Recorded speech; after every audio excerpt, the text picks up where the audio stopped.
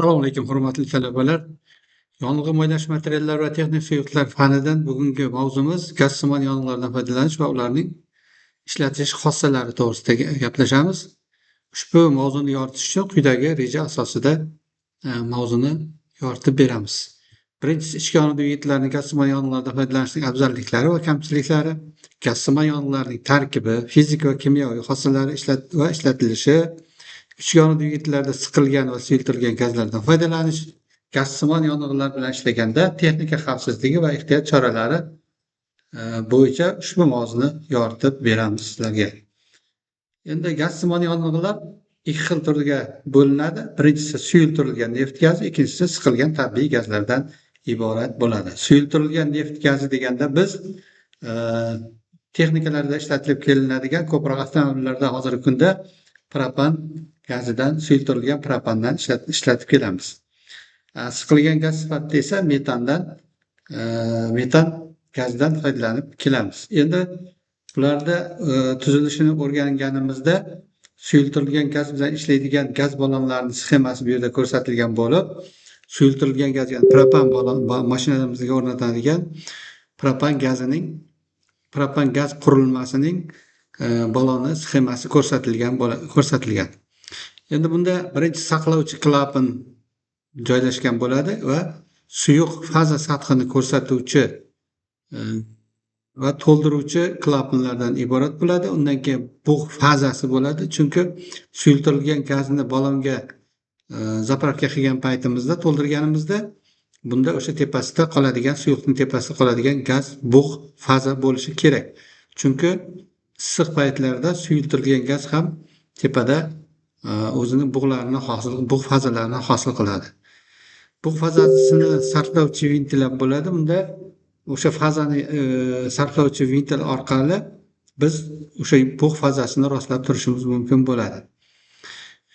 Suyuq fazani sarflovchi ventilimiz joylashgan bo'ladi. Bu suyuq fazani sarflovchi ventilimiz o'sha gaz ballondagi suyuq gazlarni, propanni biz o'sha joydan ventil orqali chiqarib yuborishimiz mumkin bo'ladi. Keyingisi o'tkazuvchi probka, ya'ni biz o'sha nimadagi suyultirilgan gazlarni xohlagan paytda o'sha probkani ochib, to'kib boshqa nimasini rostlab turishimiz mumkin bo'ladi. Va 9-inchisi bu suyuq faza, o'sha ballonda joylashgan suyuq propanning qancha miqdorda borligini ko'rsatadigan, mavjudligini ko'rsatuvchi qurilmalardan tashkil topgan bo'ladi. Mana bu slaydimizda suyultirilgan gaz uzatish sxemasi ko'rsatilgan. Bu qurilmada endi bular nimalardan tashkil topgan bo'ladi? Birinchisi ballon, ikkinchisi magistral ventili. Ventil ochilgandan keyin o'sha suyultirilgan gazimiz bug'latgichga keladi. Bug'latilgan suyultirilgan gazimiz, suyuq gaz propanimiz bug'latilib, keyin filtrga yuboriladi. Filtrda gazlar filtrdan tozalanib, filtr orqali tozalanib, ikki bosqichli reduktorga keladi. Ikki bosqichli reduktordan keyin gaz dozatoriga o'tadi. O'sha qancha doza kerak bo'lsa, o'sha kerakli dozadagi gazlarni taqsimlab beradigan dozatordan iborat bo'ladi. Undan keyin aralashtirishga o'tadi. Aralashtirgichdan keyin manometr orqali biz o'sha gazning bosimini nazorat qilib turishimiz mumkin bo'ladi. Keyingi nimamizda suyultirilgan gaz, tabiiy gazning uzatish sxemasi ko'rsatilgan. Siqilgan gaz bilamizki metan. Metanda ham xuddi suyultirilgan gazimizga, propanga o'xshash, buning ham qurilmasi bor. Shu qurilmada bularda ham yuqori bosimli gaz ballonlari joylashgan bo'ladi. Bitta bo'lishi mumkin, ikkita, uchta hokazo soni har xil bo'lishi mumkin. Undan keyin gaz ballonlaridan kelayotgan siqilgan metan gazimiz to'ldiruvchi ventil orqali ochilganda o'sha gaz ballonlaridan kelayotgan gaz, siqilgan gaz qizdirgichga keladi. Gaz qizdirgichda o'sha glushildan chiqayotgan issiqlik temperaturasi yordamida gazlar qizdiriladi. Ya'ni qizdirilganda o'sha havo bilan yaxshi aralashish uchun, yaxshi bug'lanishi uchun, aralashtirilib berish uchun o'sha qizdirgich orqali o'tadi. Keyingisi chiqarish turboprovodi, ya'ni glushildan o'sha qizdirdik, undan keyin manometrlarga boradi. Manometrlar o'sha bizdagi siqilgan gazning qancha bosimga ega ekanligini, qancha salonda joylashgan, shu orqali biz manometrlarda gazning bosimini ko'rishimiz mumkin bo'ladi. Keyingisi magistral ventiliga keladi. Magistral ventil agar ochiq bo'ladigan bo'lsa, undan filtrga o'tadi va filtrdan keyin reduktorga, reduktordan keyin dozatorga va aralashtirgichga keladi. O'sha havo bilan ikkalasi metan gaz aralashib, ichki yonuv dvigatellarida yonish kamerasiga, ya'ni silindrga kiritib beriladi. Endi suyultirilgan gazning tarkibi, suyultirilgan gazda o'sha propan bilan butan aralashmasidan iborat bo'ladi va ular aralashmasi orqali silindrga kiritib beriladi dedik. Neft bu yo'ldosh gaz mahsulot, yo'ldosh mahsulotlar neft skvajinalari bug'latganimizda, neftni qayta ishlashda olinadi. Propanimiz 97 gradusda, butan esa 126 gradus kritik haroratda, oddiy atrof muhit haroratidan ancha yuqori. Shuning uchun ular ancha yuqori bo'lmagan bosimda ham sovutmasdan suyuq holatga o'tib ketishi mumkin bo'ladi. Tak, ular endi shu 20 gradus temperaturada propanimiz 0.716 megapaskalda, butanimiz 0.103 megapaskal o'rtacha bosimda suyultiriladi va 250 litr hajmli 0.16 megapaskal ishchi bosimli ballonlarda saqlanadi. Endi suyultirilgan gazning markalari propan butan aralashmasi texnik qishki bo'lishi mumkin yoki bo'lmasam ikkalasi aralashmasi propan va butan aralashmasini texnik yozgi turlarga bo'ladi, mavsumlar bo'yicha. Qishda boshqa anaqada propan butan aralashmasi yozgi propan butan aralashmalaridan iborat ikki xil o'sha mavsumga qarab ishlatiladi.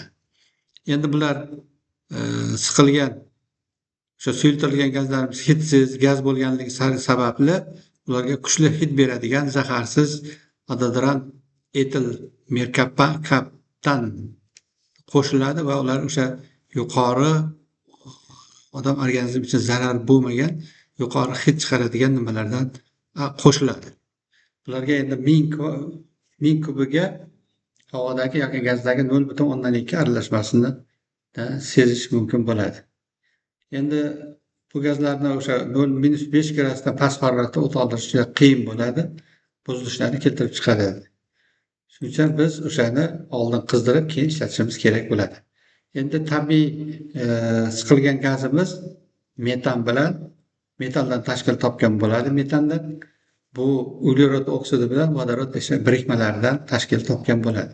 Metanning kritik harorati -82 gradusni tashkil qiladi. Ya'ni -82 gradus sovutib, ozgina bosim berganimizda o'sha siqilgan gazimiz suyultirilgan gazga suyuq holatga o'tishi mumkin bo'ladi. Shuning uchun normal haroratda metanni yuqori bosimda suyultirish imkoni yo'q. Uni bosim berganimizda hech qanaqa suyuq holatga kelmaydi. Juda past harorat talab qilinadi. -82 gradusdan keyin yetgandagina u suyuq holatga o'tadi. Metanning oktan soni 110 gradusni tashkil etadi. Siqilgan gaz uchun yuqori bosim 20 megapaskal gaz ballonlarini ishlatamiz. Endi avtotraktorlarda siqilgan tabiiy gazlar po'latdan yasalgan qalin devorli 50 litr sig'imli og'irligi 500 kilogramm atrofidagi ballonlarda saqlanadi. Endi suyultirilgan va siqilgan gazlarni bir-biri bilan taqqoslaganimizda suyultirilgan gazimiz kam ishchi bosimli, yengil va arzon ballon va gazoprovodlar ishlatiladi. Temir yo'lda yoki avtosistenalarda turli masofalarga tashish mumkin. Siqilgan gazlarning esa bunday imkoniyati mavjud emas. Arzon va sodda gazozapravka qurilmalari murakkab uskunalar talab etilmaydi. Suyultirilgan gazlarda, siqilgan gazlarda esa faqatgina yuqori bosimli kompressorlar yoki gaz saqlovchi stansiyalar ballonlaridan zapravka qilinadi. Suyultirilgan gazlarning uzoq yo'l yurishi, ko'p foydali yuk tashishi va ish bajarish bilan ajralib turadi. Siqilgan gazlarimiz arzon, tor ishlatuvchi mahalliy yonilg'i turi bo'lib, suyultirilgan gazimiz esa qimmat baho kimyoviy ashyolar, yuqori soatli benzin ishlab chiqarishda mahalliy hokazo sohalarda ancha qimmatbaho mahsulot hisoblanadi. Gazsiz yong'inlar bilan ishlaganda texnika xavfsizligi choralariga ehtiyotli choralarni ko'rishimiz kerak. Gaz bilan ishlaydigan avtomobillarda texnika xavfsizlik qoidalariga yong'inga qarshi tadbirlar qo'llash, qoidalarga to'la amal qilishdan tashqari yana quyidagilarga e'tibor berish kerak bo'ladi. yonilg'i uzatish tizimlarida suyuqlik yoki chiqa olmaydigan kichik teshikchalarda ham gaz chiqa oladi. Shuning uchun juda kichkina bo'ladigan teshikchalarga ham biz dan chiqqanligi uchun ancha xavfli hisoblanadi. Benzinda ishlaganda yonilg'i tizimidagi bosim muhit bosimiga yaqin, gazda esa yonilg'i bosimi yuqoriroq bo'lganligi uchun kichik teshikchalarda yaxshi zichlik bo'lmasa o'sha yerdan chiqib ketishi mumkin bo'ladi. Gaz uzatish tizimida biroz gaz chiqib turgan bo'lsa, avtobusda yoki yengil avtomobillarda salonda haydovchi yo'lovchilar sezmagan holda zaharlanib hushidan ketib qolishi mumkin. Shuning uchun biz gaz qurilmalarida juda o'sha o'rnatganimizda zichligiga yaxshi zich o'rnatilganiga e'tibor berishimiz kerak. Gazlar chiqib o'sha har xil noxush keltirib chiqarmaslik uchun shunaqa qilib ishlatamiz.